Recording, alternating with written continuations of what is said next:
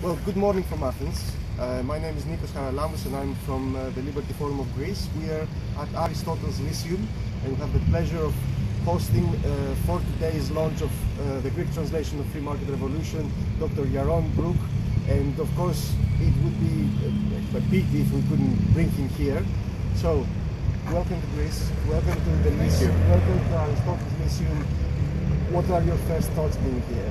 Well, it's really exciting to kind of walk in the footsteps where you know that Aristotle walked 2,500 years ago or so. In many respects, this is the birth of modern civilization. This is where everything good in the world in which we live starts. It all goes back to Aristotle.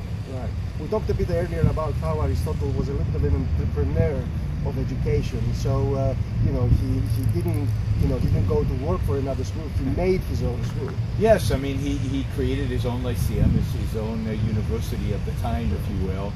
He left Plato's academy where he had been a student and created his own. And I'm sure the competition was rough. Plato was the bigger name at the time. So yeah, it's wonderful to be in a city which is really the birth of civilization, and then in the location of the philosopher most responsible for what we today think of in terms of Western civilization.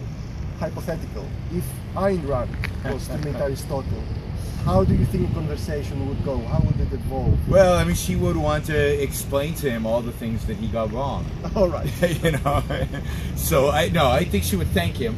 I think she would, as an act of incredible justice for his magnificent achievements in both discovering logic, making real the idea of reason as really man, the rational animal, is Aristotle's definition, and then as defining really ethics as the science to study how to achieve a flourishing life. And of course, I think Ayn Rand takes those ideas and refines them further and discovers the truth behind them, but Aristotle takes that enormous leap forward, that massive first step, and of course on top of that, the father of all science. I mean, the scientific method is something Aristotle discovered, and just like the actual science Aristotle did was wrong.